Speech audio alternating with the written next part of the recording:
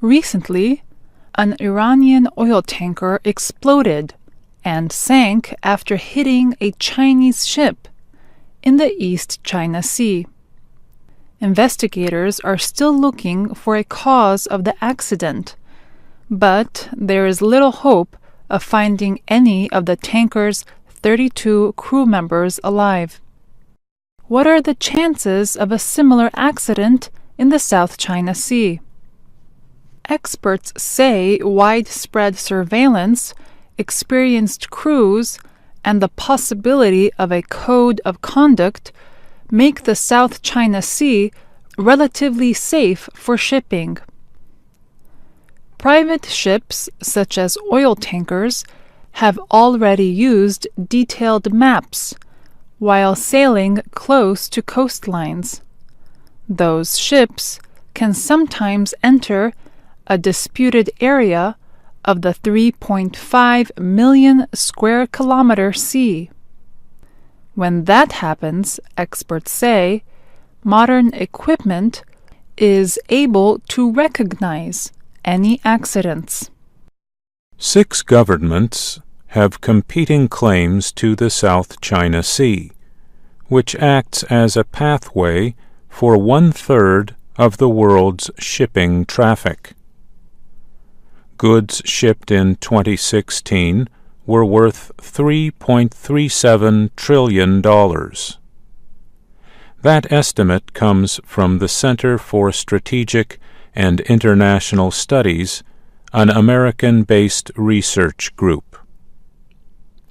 Operators of ships have the experience to avoid disputed waters where possible, said Colin Koh, a maritime security specialist at Nanyang Technological University in Singapore.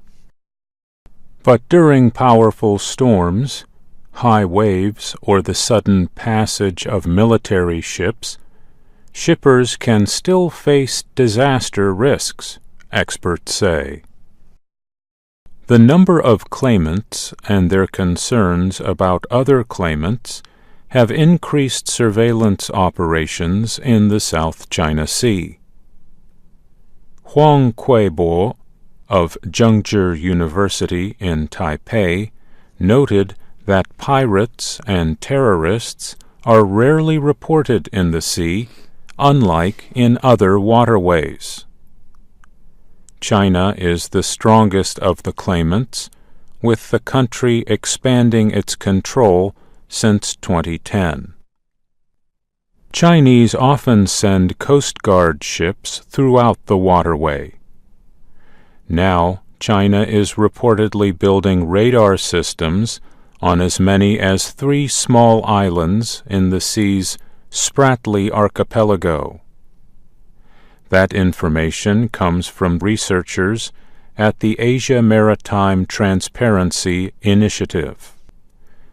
Chinese state media say the country plans to launch 10 satellites over the sea from 2019 to 2021. While the other claimants oppose Chinese expansion into their maritime exclusive economic zones, they normally set aside disputes in times of crisis, Koh said. Accident prevention is really the collective responsibility of everyone, he added. Governments usually issue notices to mariners and shippers on a real-time basis. Taiwan has rescued ships from Vietnam, which controls small islands near the Spratlys, Coast Guard officials in Taipei say. In 2015, Taiwan announced that development work on the island, called Taiping or Ituaba, would be used for humanitarian and disaster assistance. In 2016, navies from the United States and Vietnam started an exchange to guard against unplanned hostilities among ships in East Asia and the Pacific. The U.S. military newspaper Stars and Stripes reported on the exchange. The United States does not claim any part of the South China Sea. A few years ago, China's decision to deploy an oil rig in the sea led to clashes between Chinese and Vietnamese boats.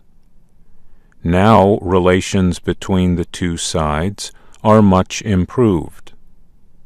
In 2016, China and Vietnam added search and rescue operations to the duties of their joint naval patrols in the shared Gulf of Tonkin.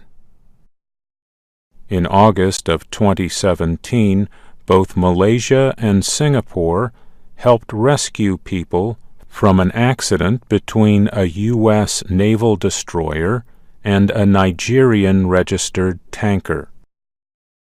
A code of conduct for the South China Sea would help improve accident prevention and reaction times for emergencies without affecting the sovereignty disputes, ASEAN officials said last year.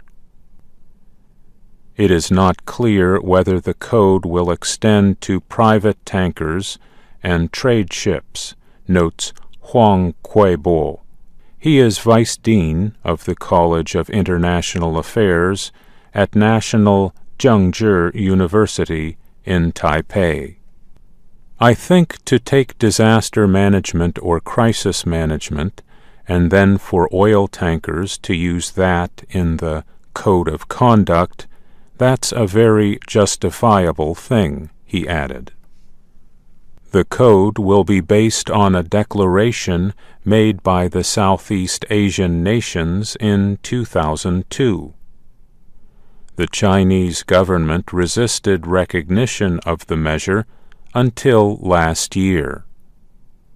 Colin Coe predicted that the Code of Conduct will include wording on humanitarian efforts. I think this is one of those lower-hanging fruits that were already floated around amongst ASEAN as well as China on the South China Sea, he added. I don't think this may be a big issue when it comes to the South China Sea, because I think foremost, the imperative is always a humanitarian approach to any such contingency before we talk about sovereignty and all other sorts of issues, he said. I'm Mario Ritter. And I'm Lucia Melanig.